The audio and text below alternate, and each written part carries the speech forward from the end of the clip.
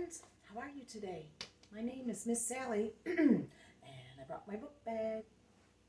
Shall we see what story we have today? Oh, it's one of my favorites. Blueberries for Sale. That's what people call me sometimes. By Robert McCloskey. This was one of my favorite books when I was a little girl. My mama used to read it to me all the time. Blueberries for Sale.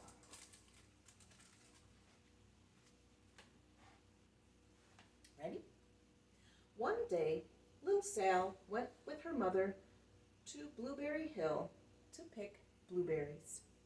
Little Sal brought along her small tin pail, and her mother brought along her large tin pail to put berries in.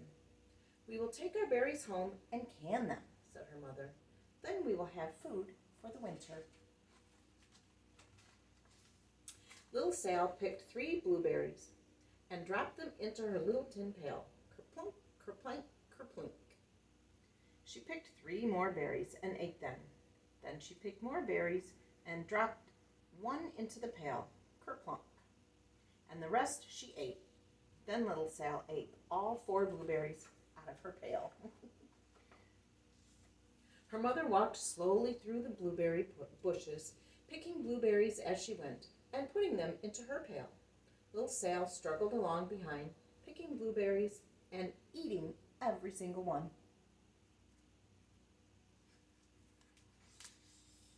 Little Sal hurried ahead and dropped a blueberry in her mother's pail. It didn't sound kerplink because the bottom of the pail was already covered with berries. She reached inside to get her berry back. Though she didn't really mean to, she pulled out a large handful because there were so many blueberries right up close to the one she had put in.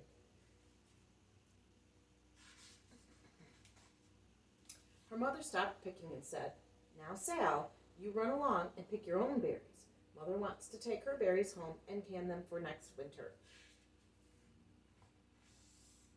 Her mother went back to her picking, but little Sal, because her feet were tired of standing and walking, sat down in the large clump of bushes and ate blueberries.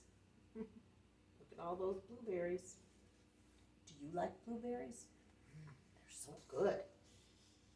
On the other side of Blueberry Hill, Little Bear came with his mother to eat blueberries.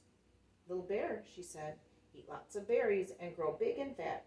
We must store up food for the long, cold winter." Little Bear followed behind his mother as she walked slowly through the bushes, eating berries. Little Bear stopped now and then to eat berries. Then he had to hustle along to catch up.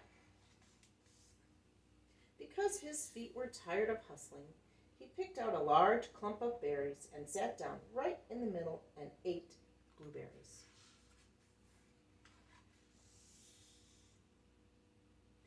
Over on the other side of the hill, little Sal ate all of the berries she could reach from where she was sitting.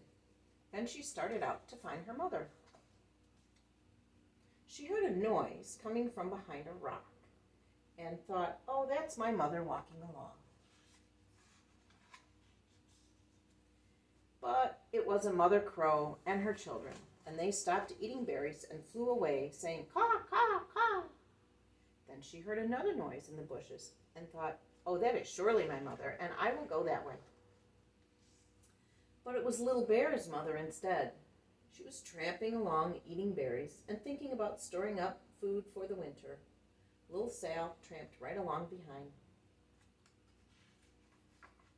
I think she's following the wrong mother. By this time, Little Bear had eaten all the berries he could reach without moving from his clump of bushes. Then he hustled off to catch up with his mother. He hunted and hunted, but his mother was nowhere to be seen. He heard a noise coming from over a stump and thought, "Oh, that's my mother walking along."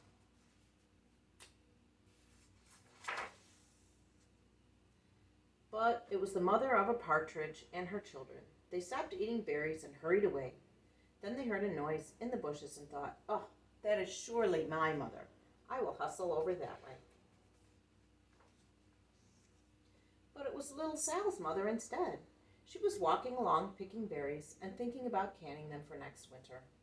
Little Bear hustled right along behind. I think they've mixed up their mothers. Little Bear and Little Sal's mother, and Little Sal and Little Bear's mother were all mixed up with each other among the blueberries on Blueberry Hill.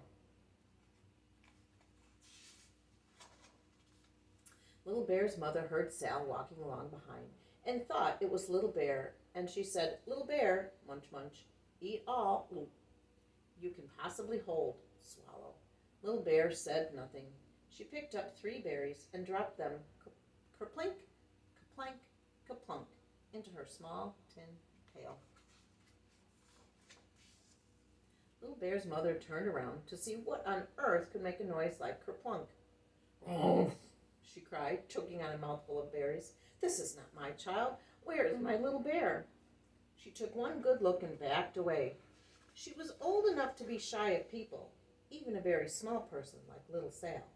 Then she turned around and walked off very fast to hunt for Little Bear. Little Sal's mother had her little bear tramping along behind and thought it was Little Sal. She kept right on picking and thinking about canning blueberries for next winter. Little Bear padded up and peeked into her pail. Of course, he only wanted to taste a few of what was inside, but there were so many they were so close together that she tasted a tremendous mouthful by mistake. "Now, Sal," said Little Sal's mother, without turning around, "you run along and pick your own berries. Mother wants to can these for next winter." Little Bear tasted another tremendous mouthful and almost spilled the entire pail of blueberries. Little Sal's mother turned around and gasped, "My goodness, you are not my Little Sal. Where, oh where is my child?"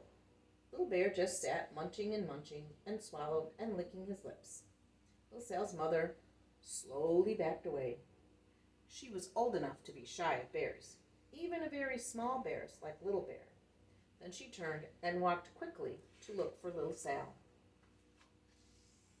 She hadn't gone very far when she heard a kerplink, kerplank, kerplunk. She knew just what made that kind of noise. Little Bear's mother had not hunted very long before she heard the hustling sound and stopped now and then to munch and swallow. She knew just what made that kind of sound. Little Bear and his mother went home down one side of Blueberry Hill, eating blueberries all the way,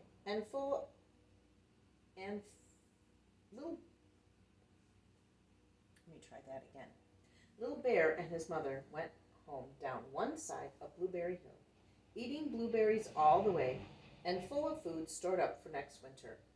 And Little Sal and her mother went down the other side of Blueberry Hill, picking berries all the way, and drove home with food to can for next winter.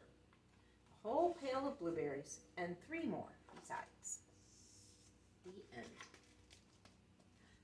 I hope you liked my story about blueberries for sale. I liked reading a book about someone named Sal because my birthday's coming up, so that'll be fun. I'll see you next time. Bye.